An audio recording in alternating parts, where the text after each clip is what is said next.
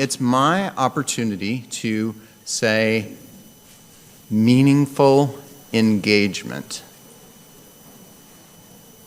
Meaningful engagement.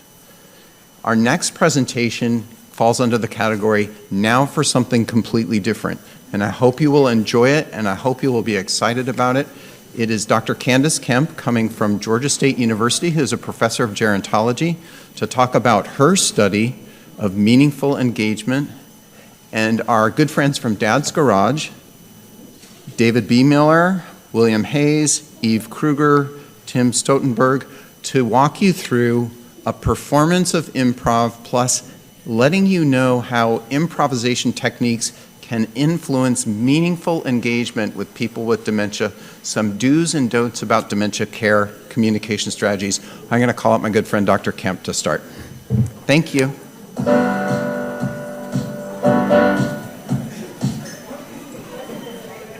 Check one. Check two, two, two, two, two. All right. Hey, everybody, how you doing today? Check, check, check. Would you like microphones or no? Let me try that again. Hey, everybody, how you feeling today? Excellent. Thank you so much for having us here. We're real excited to share with you Dad's Garage Improv and the work we've been doing with Dr. Kemp.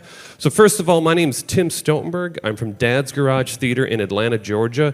And today with Dr. Kemp, we're going to be talking about how the art of improvisational theater connects to work with dementia care. Now first, my friend Will over there is going to walk around with some pieces of papers and pens, and I'm going to hand some out as well. We're going to need this later on in the presentation.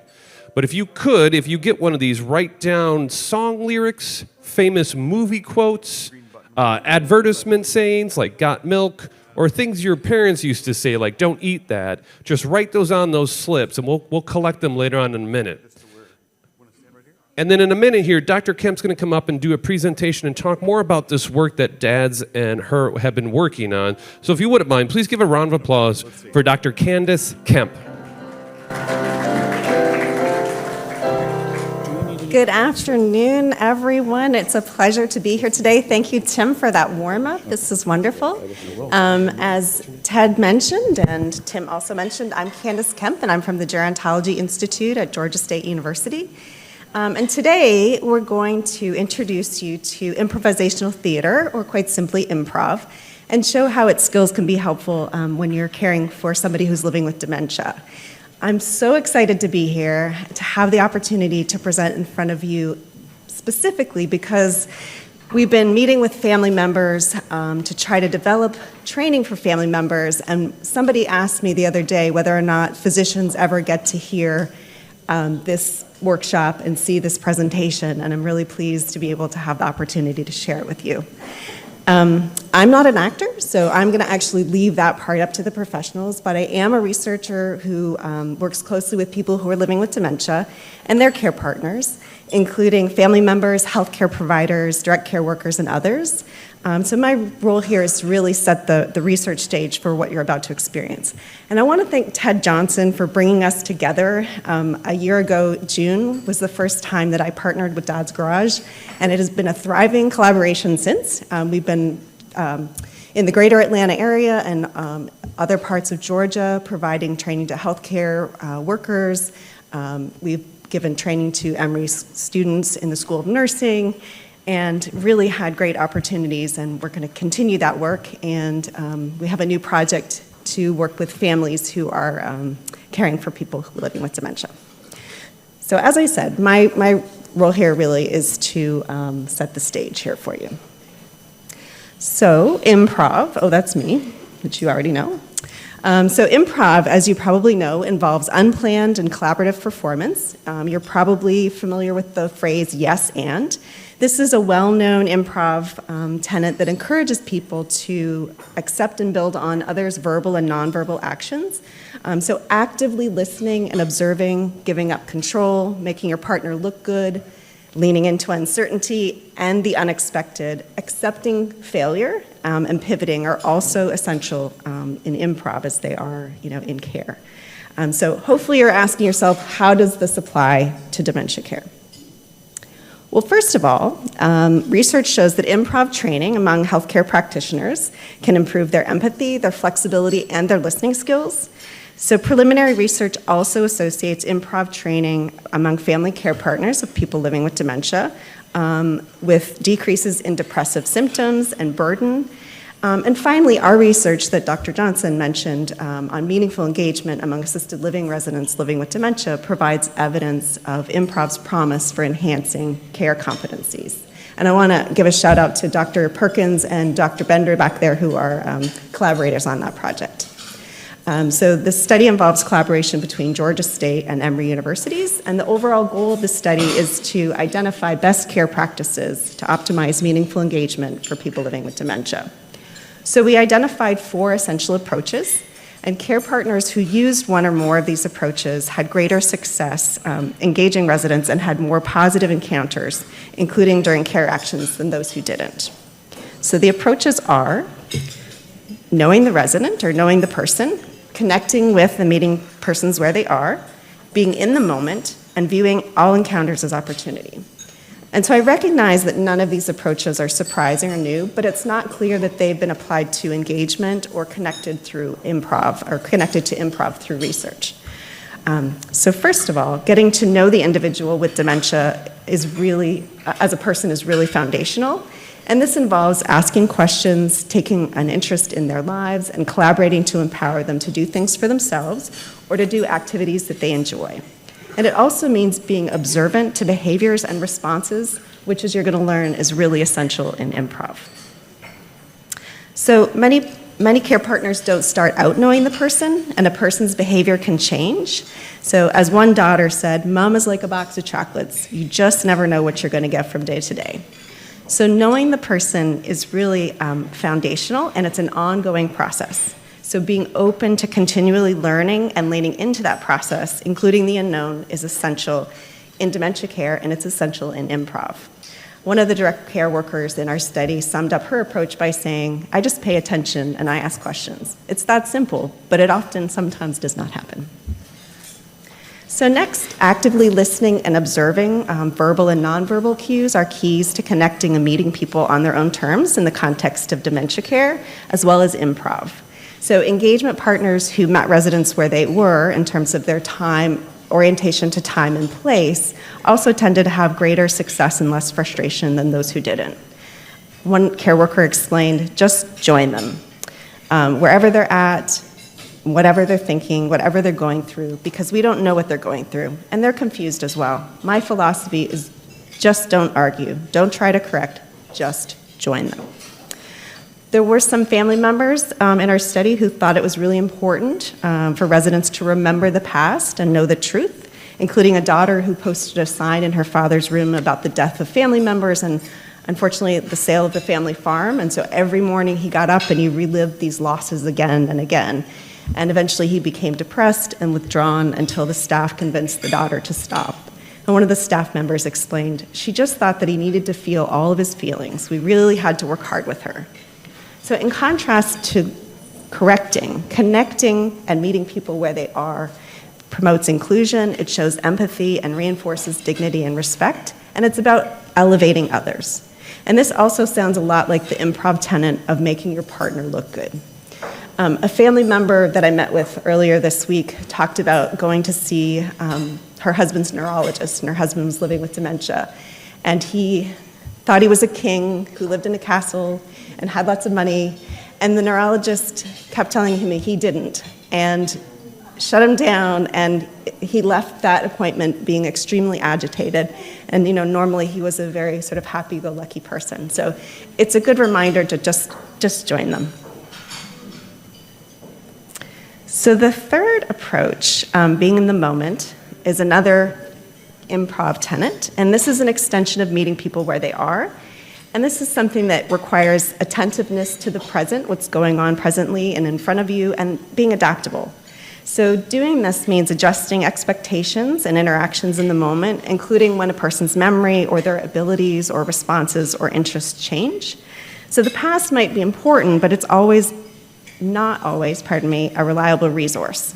So being in the moment when it's enacted successfully requires flexibility and improvisation. So one of the daughters in the study said, you do and try and see what works. Sometimes one thing may work, and then the next time it may not. So approaches that really accommodate a person's in-the-moment needs and abilities are really critical for successful encounters. And similar to improv, as you're going to see, this approach requires a little bit of creativity and openness to trying new things, and that also implies an openness to failing and trying again, maybe a different way. And it also involves accepting the unknown and being okay with uncertainty in terms of where an interaction might start, lead, or even finish. Okay, and finally, this is the fourth one. This is also an Alzheimer's Association recommendation, but based on our research, viewing all encounters as opportunities can't be overstated. So people living with dementia have more frequent and positive outcomes when all interaction partners see each encounter as a potential for meaningful engagement. So one of the activity directors in our study noted, like I tell care staff here, part of daily engagement is you don't get residents dressed and feed them and do all of that and don't interact with them. So many times in our study we saw these sort of lost opportunities for interaction and engagement. So care interactions, although they seem perhaps routine, really represent an important and often overlooked engagement opportunity. So we heard care staff say things like, I love activities, but we have the care, so I focus on the care. But we can see that in an ideal world, all care partners kind of see their role as attending to the relational aspects of care. So, touch, visiting, talking to people, inquiring. And that can be done pretty easily during the care process without adding additional time. So it can be accomplished also by being open and willing to extend offers of conversation, accepting invitations of conversation that are given, and being conscientious of not blocking or shutting down conversations or interactions. And those are all very essential in improv too. So transferring improv skills to care interactions and emphasizing meaningful engagement involve recognizing the complexity of the person. And so together, these have implications for care delivery, regardless of the care setting. So given that fact, I'd like to note that much of what I've presented here today resonates with the Institute for Healthcare's Care Improvements 4Ms framework, which is based on 4 evidence-based elements associated with age-friendly health systems. The first one, and Travis isn't here to remind us that one of the M's is actually a W, but what matters most is the first one, mentation or mind, mobility, and medication. So the first M, what matters most, refers to knowing and aligning care with each individual's health outcome goals, and care preferences. Identifying what matters most is accomplished by knowing the person, which involves being observant, engaging with them, and asking questions. Next, mentation involves preventing, identifying, treating, and managing dementia, depression, and delirium across care settings. And in terms of the latter, being in the moment and meeting people where they are essential strategies that really reinforce the person, the idea of person and relationship-centered care. The third M, mobility, has to do with ensuring that older adults move safely every day in order to maintain function and do the W, what matters most to them. So our work reinforces the importance of empowering people with dementia to optimize engagement and do as much as they can for themselves. And it also underscores the importance of using non-pharmacological strategies whenever possible. And finally, and related to that is the idea of medications, and this reminds us that if medications are necessary, it's really important to use ones that don't interfere with what matters most, mentation and mobility. So using improv and providing meaningful engagement opportunities can be successful non-pharmacological strategies for navigating difficult care situations, including behavioral expressions. So having said that, I want to also be honest and acknowledge that caring for somebody with dementia, obviously, as you know, can be very difficult physically and emotionally, and that improv skills are not going to work all the time or with every person. But improv does provide a set of strategies that can be added to care partners' toolkits, and under the right circumstances can be pretty helpful. So with that said, I'm going to borrow the words of Karen Stobie, who has been on the forefront of innovative care approaches for many years. She explains that flexibility, adaptability, courage, spontaneity, listening, generosity, and acceptance are characteristics of an excellent caregiver. They also are qualities of an excellent improvisational partner. So before wrapping up, I'd like to thank our grant funders, the National Institute on Aging at the National Institutes of Health, as well as Georgia Gear, which is supported by HRSA. And thank you to all of my Georgia State and Emory collaborators, particularly Dr. Johnson, for bringing us all together. And importantly, everybody who's participated in our research over the years. Last but not least, thank you so much for your attention. I realize that I'm the only thing that's standing between you and a very entertaining performance, an educational performance as well. So now please get ready to learn, laugh, and enjoy all that my friends at Dad's Garage have in store for you. Let's give a round of applause for Dr. Kemp, please.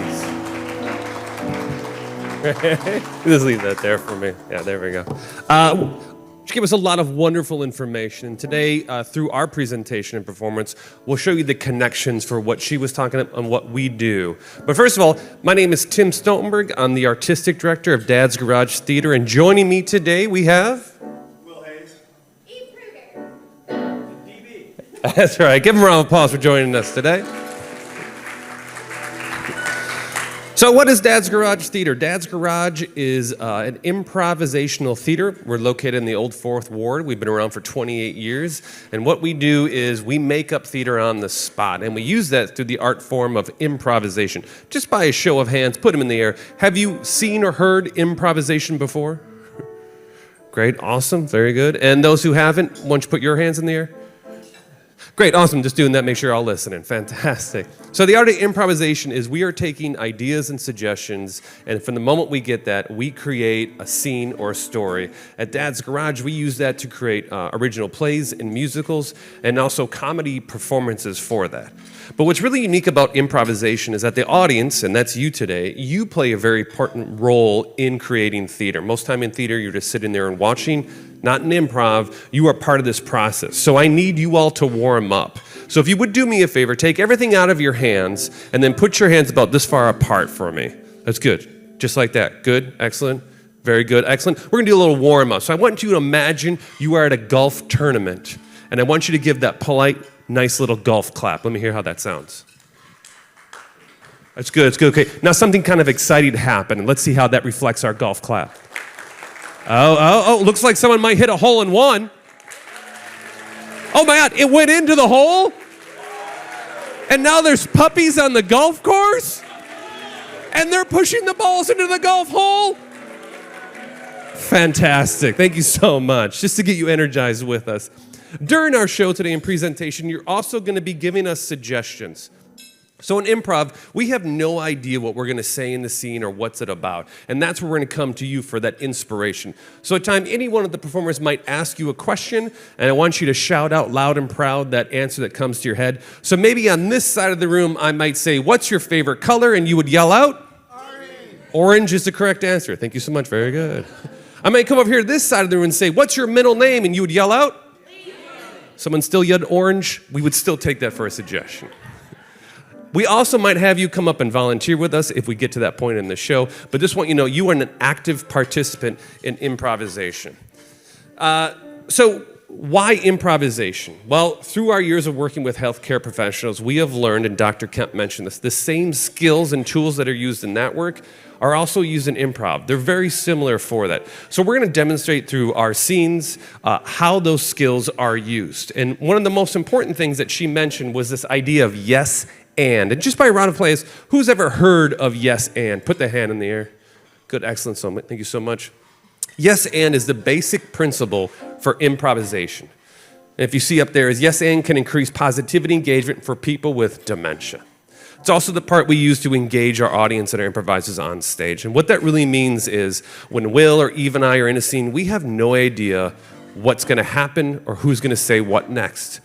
So how do we build that scene without knowing the lines for our scene, right? Well, we agree to one another. And in that agreement, we start building upon an idea.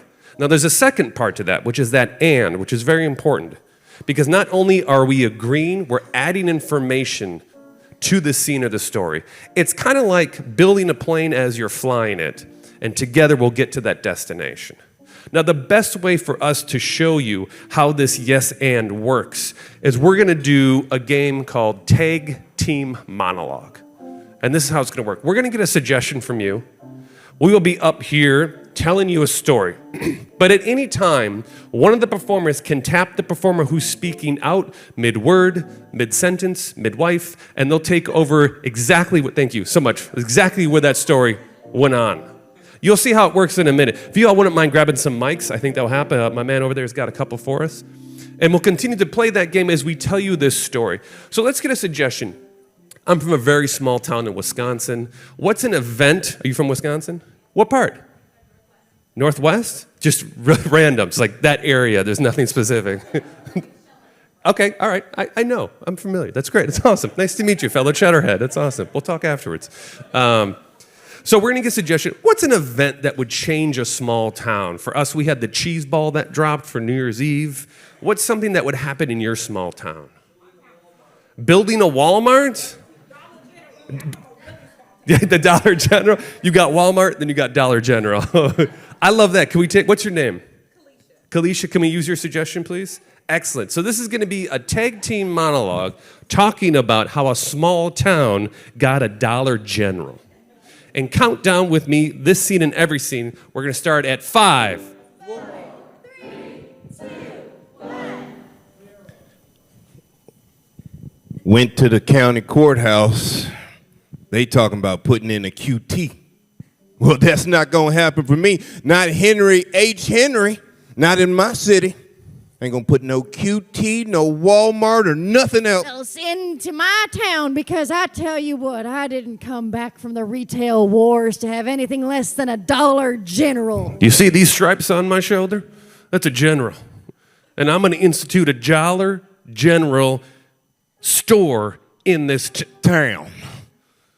Now, how am I going to do that? I'm going to get rid of every other retail that's around here. Mom or pop, it doesn't matter. I've got to get rid of them in order to build what I need to build. Main Street is going to be only dollars and only generally speaking dollars. We're going to get the Woolworths out of here. We're going to get the Wool-less out of here. And the J.C. Penney's, if they're still around, out of here. Everything will be on a new monetary system of sort of a dollar-ish. Bar of soap, dollar-ish. New cleaning pads, dollar-ish. Everything is going to be about a dollar-ish. You want a new home? It's about a dollar-ish. You want to go to school? It's about a dollar-ish. You want to live your dreams and accomplish your goals? It's about a dollar-ish for that purpose. Now I tell you, the mayor of this town, Mayor Krebstar P. Krebstar, he does not like my plans, but I gave him a dollar-ish. And he's going to let me build whatever. I ask ish for him to do, because that's how it works. That's what a Dollar General can do to a community. We will institute a new system of living and bartering, a dollar-ish mentality. A dollar-ish thought process, not even the dollar-ish loving metaphor for what I'm about to say. It's going to be a loving-ish metaphor for it. Everything will be ish. In fact, I want to change this town from Crystal Town to Crystal-ish Town. Everything will have a slight ish to it. If like, this food's so good. Is that cinnamon-ish I detect in it? Oh, this barbecue's tasty. Is that spicy-ish to it? Oh, you're so nice-ish to it. This whole town will operate a new system, all coming from the Dollar General store. And let me just tell you, I will make sure right now, ladies and gentlemen, that I promise you this. No 99-cent store is going to show its face around here. Because this town, this community is a Dollar General-ish type of community. Scene. Thank you so much. Give a round of applause.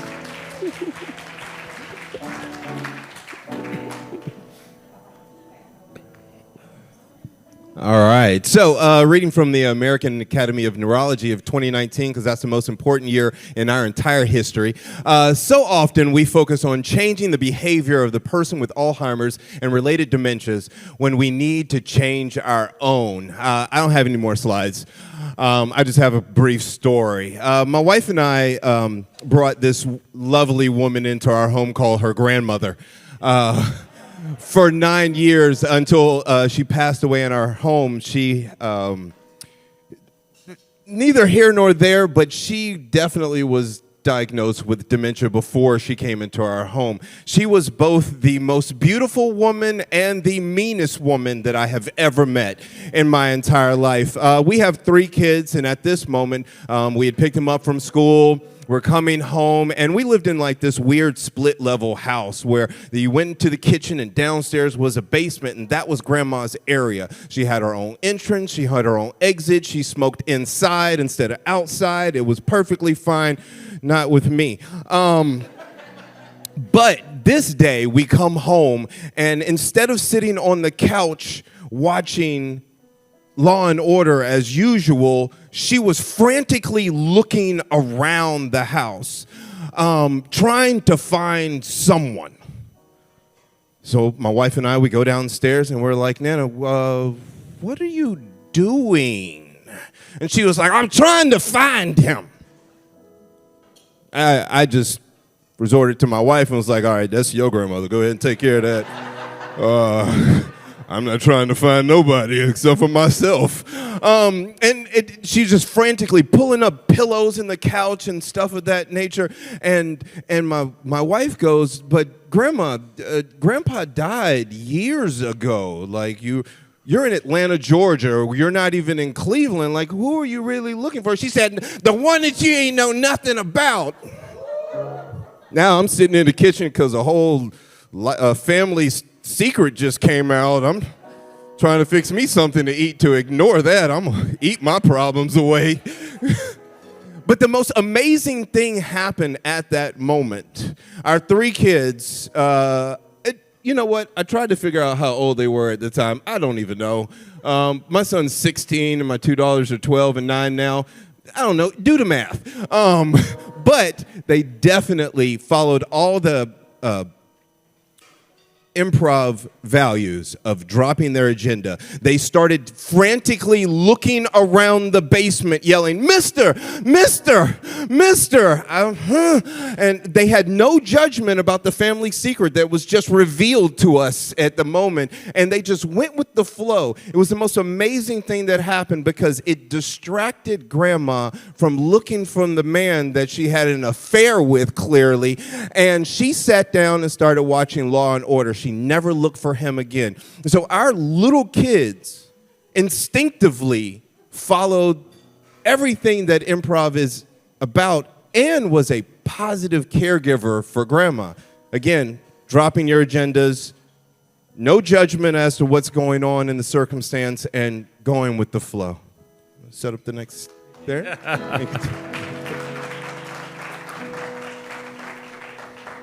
We're going to be doing a one-voice interview that's going to help along with this. So Eve and Will here are going to be an expert on a subject that we'll get from you. But instead of having one person tell you the answers, we're going to have 2 people. But here's the hitch to this, is they have to do it speaking at the same time. You'll see how it works in a minute. So for this scene, what's a topic or a category that you always wanted to know more about, but you never had time really to sit down and kind of get into it? What's that top? What's that? Civil War's great. What else we got?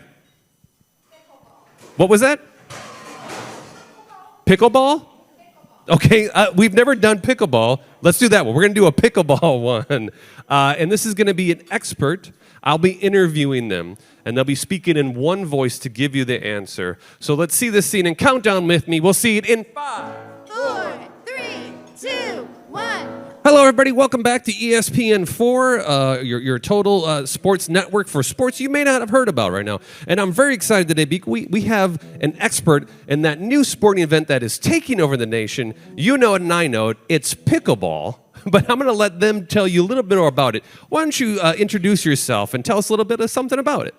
Hi, my name is Roger Ebert, and I'm an expert on pickleball. I know everything about pickleball.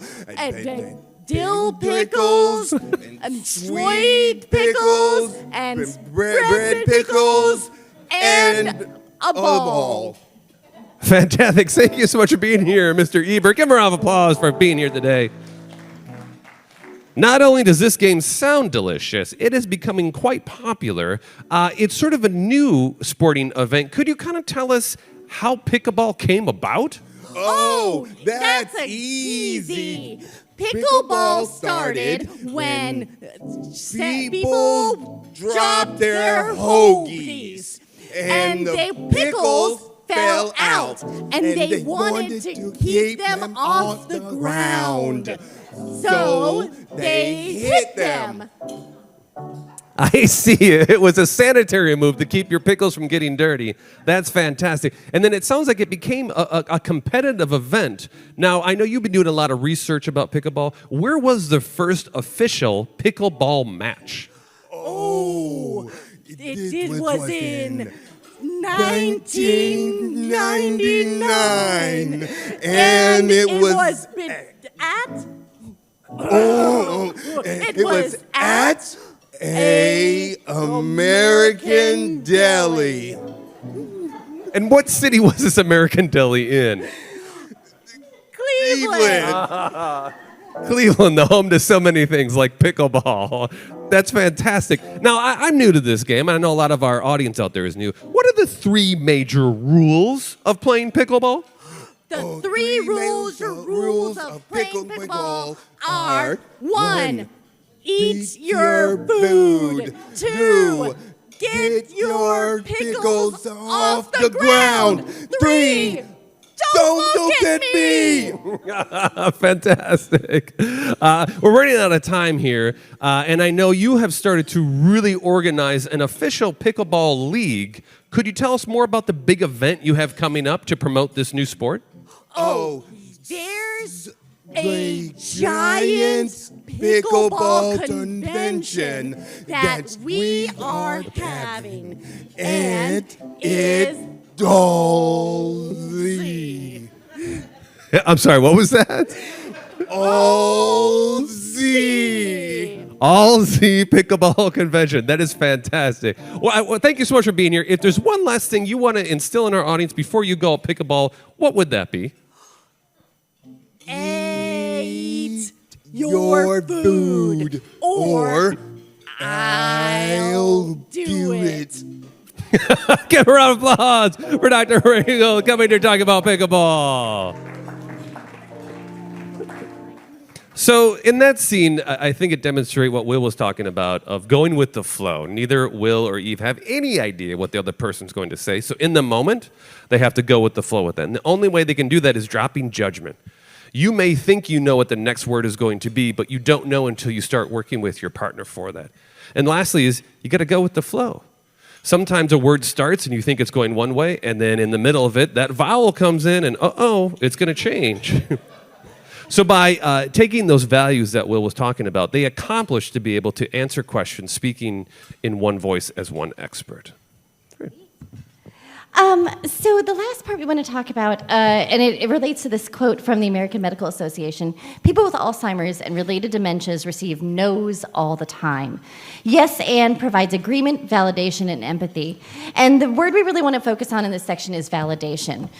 In your day-to-day life, when you hear yes, it's a good feeling. Or when you approach someone about collaboration and they're like, yes, I would love to work with you, it feels wonderful. People who have dementia-related illnesses, who have Alzheimer's and other dementia-related illnesses, they hear no's all the time. Because again, the way that they are experiencing reality is different than the way that you or I are experiencing reality. And it can be very, very difficult for them to feel happy or accepted or feel like there's any point. There's lots of frustration and confusion when you hear no all the time. So something that improv can help you work with is, again, in the idea of going with the flow, is using different techniques to help the person that you are working with or the person you are caring for feel validated. So we've got some columns here. I'm going to show you some scenarios, and then in the blue column, it's typical reactions or reactions that match care that is not improv focused. And then in the respond column, we're going to give you some more validating responses that you could possibly use. So if the person is saying, hey, where are my car keys? I need to get to work. The reality might be you haven't worked in years. You can't drive. You don't have a car. There are no car keys. There's nowhere to get to work. Again, like Dr. Kemp mentioned earlier with the patient whose daughter was trying to get them to understand what the reality of their situation was and reliving that trauma over and over again, you may be causing more confusion and more distress by reminding this person that they don't work anymore, by reminding this person that they don't drive anymore. You don't have to get them keys to a car. That would be really dangerous and bad in many cases. But something that might be really helpful is tell me about the work that you do. And again, connecting with that first M that's really a W, what matters, getting to learn about the person who has dementia or the person who is the patient that you're caring for, understanding what their work was, getting them to talk about something that is part of the world that they are in right now, that is part of their actual lived experience, is a lot more useful than just saying, no, you can't do that, where are my car keys, and you can't drive. Similarly, when will my husband get here? This is a very frequent question that people with dementia will ask about their spouses, whether their spouses are living or not. The reality, again, may be your husband passed away 5 years ago, which is, again, the truthful reality of the situation. But again, you might be re-traumatizing that person by having them live through that grief again and live through it again in that moment. So you may want to try a distraction technique. When will my husband get here? Oh, probably pretty soon. Would you like to have a snack?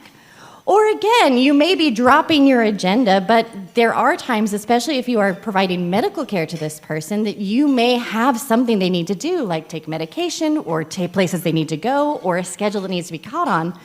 So again, not telling them that their spouse has passed away, but saying, well, maybe we can delay this a little bit and then moving on to another activity. Using that distraction to, again, not remind them of something that was a really painful experience for them, but to move them on to the next thing. This is a really interesting example, this next one. Men in black robes are spying on me. This is an actual example from one of our Dad's Garage improvisers whose father did have dementia related to Parkinson's disease towards the end of his life.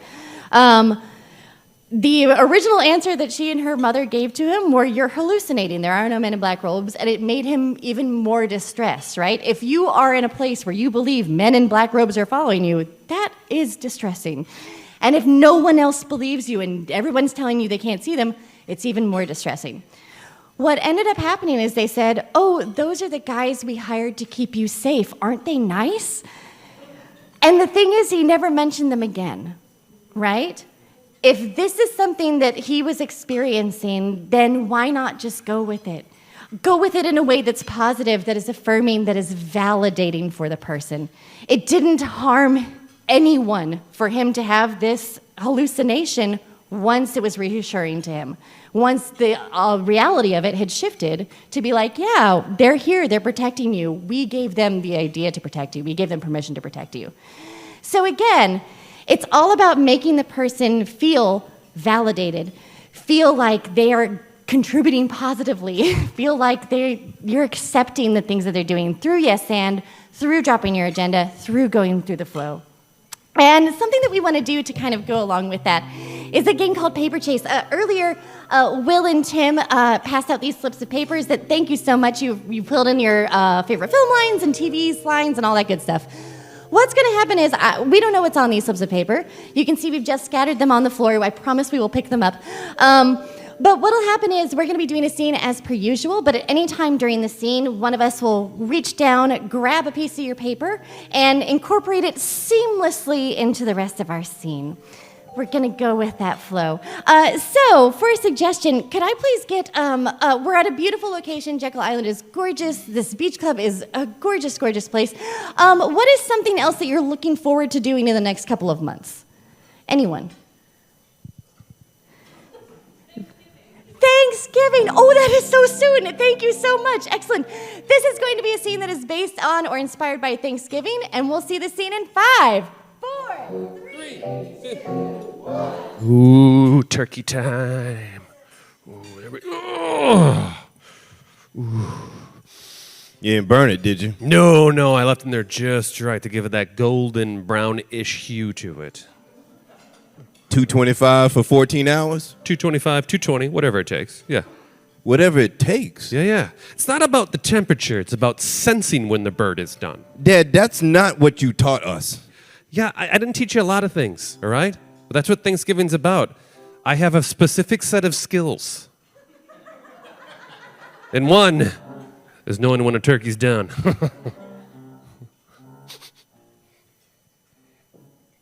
Knife? Knife. Thank you. I'm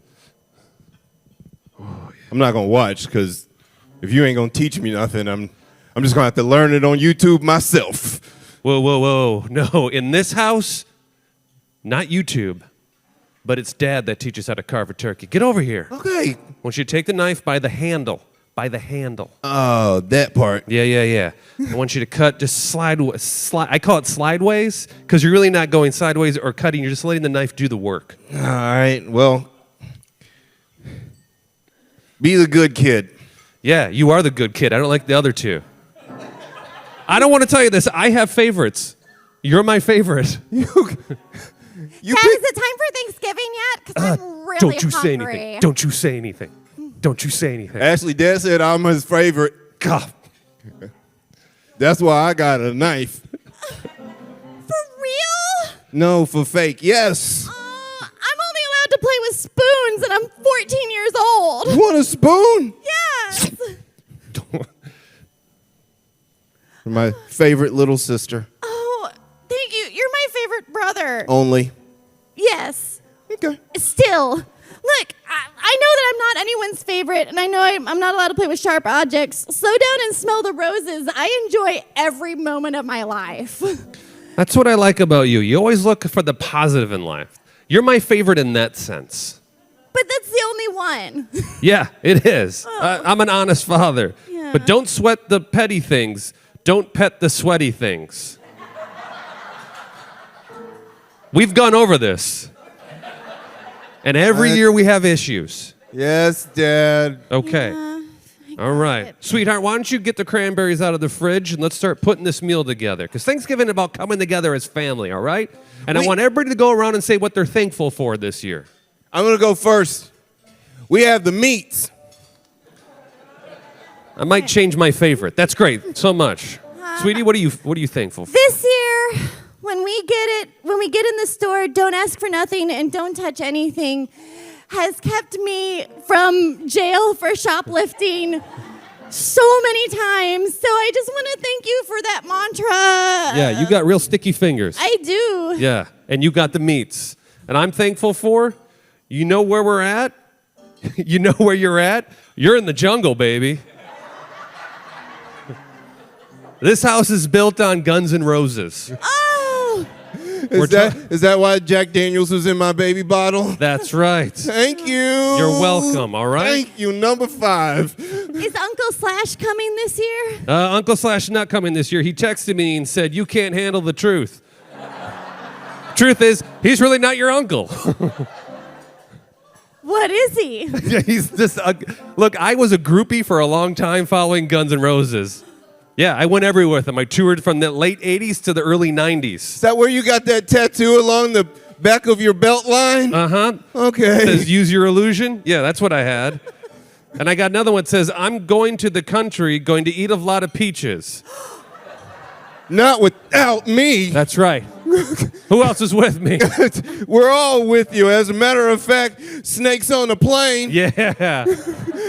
And dogs in a car. Yeah. Yeah. I like that, honey. Georgia on my mind. Yeah. I'm going to stay here. All right. But thank you. I'll pick some peaches and you can eat them later. Thanks, honey. Yeah. And see.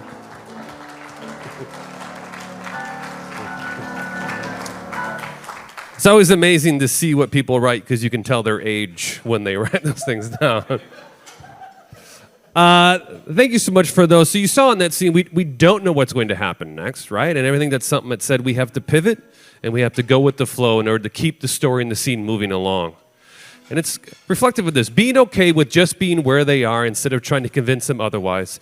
In that scene, if I'm trying to convince my scene partners they're not my daughter or the son, we are now in a state of argument, or we're not listening or building on something together. And what Eve was talking about earlier is like, how do you find that place to accept what they're giving to you as reality, but not buying into it 100%? I think the men in the black robes is a great example of that. They accept that this person is having this and seeing this, but then giving them an alternative idea of what that actually means that changes their emotional state. As you know, working with people with dementia, that emotional state is a very heavy thing for them, and they stick to that, right? We don't want to argue with them because that leads us to getting nowhere. How can we meet them in the middle and halfway forward? The last scene we're going to do for you is a game called Piano Torture. Once again, give it up for DB over there on the keys. By the way, he's also improvising. All the music you have heard in the scene and the shows are completely off the top of his head, so he's improvising along with us. So in this scene, we'll get a suggestion from you, but anytime DB plays the piano, we will have to start singing.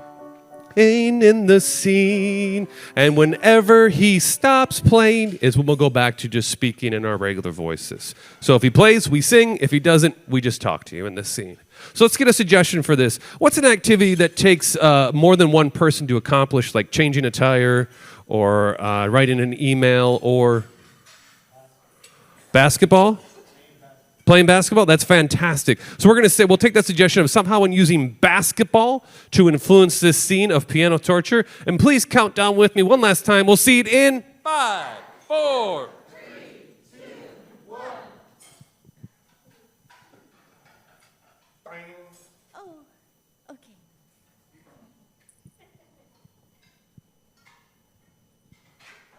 Swoosh.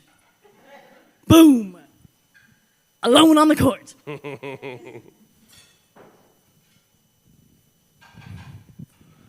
My mommy says I'm not supposed to talk to strangers, but I can talk to the basketball. Basketball's not a stranger. No, everybody knows the basketball. Basketball's friend to everybody. Everybody's the friends of basketball.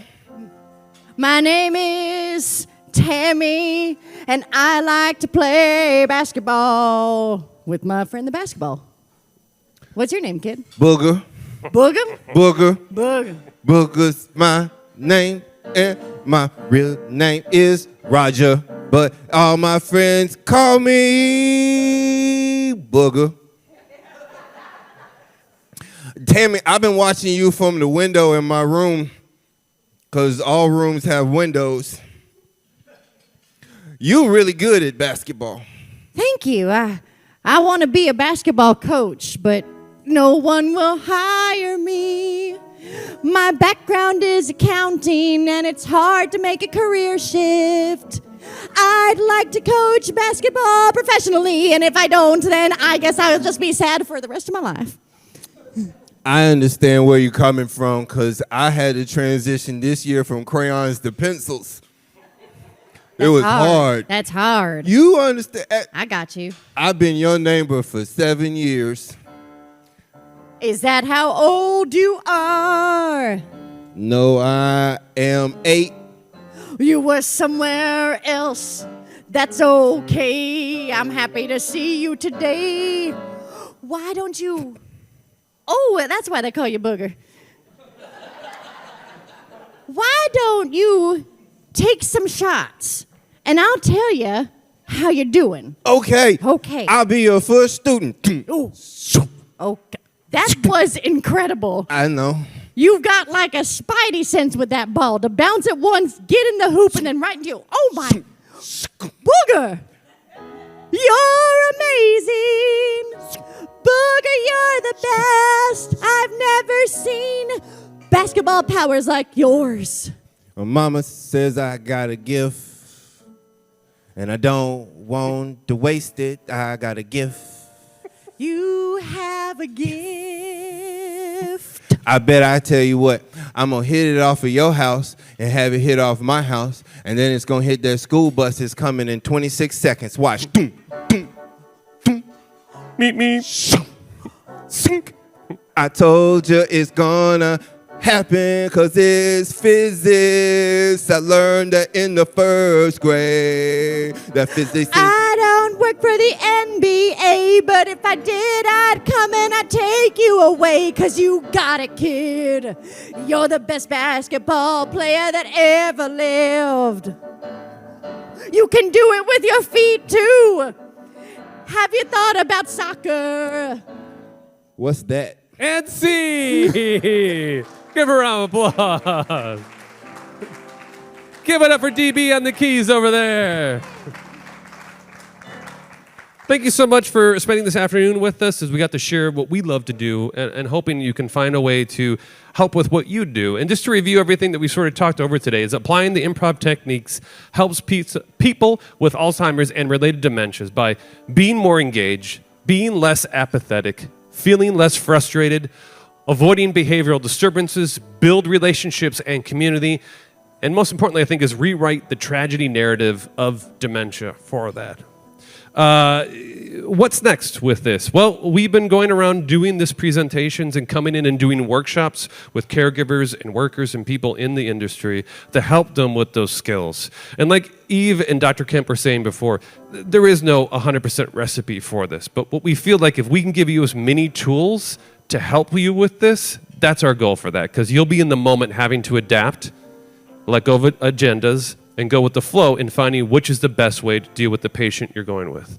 So if you're interested in this, we would love to talk to you more about it. You can go to dadsgarage.com /seniors. Has a lot of information that we'll also be hanging around a little bit to answer any questions that you have. And if you wouldn't mind, we have a survey up here. We are very interested in learning and hearing about you and this work because it's something that we feel really passionately about. And the only way we're going to continue this work and make it better is with your help. So if you take 5 minutes, scan that QR code, let us know what's going on in your head. We would greatly appreciate that for it. Yeah. It's a thank you. Yeah, fantastic. Thank you so much for your time. Is there any more beyond that, Eve, or is that our last one? First slide? It's just a thank you slide. Look, you can Oh, see the I can see it behind me. Thank you. Oh, so that's all it says, the thank you slide. Yeah. Just once again, thank you so much for your time today. We'll be around if you want to ask us some quick Q&A. Please enjoy the rest of your time here. And one more time, give it up for Dad's Garage and most importantly, Dr. Kemp.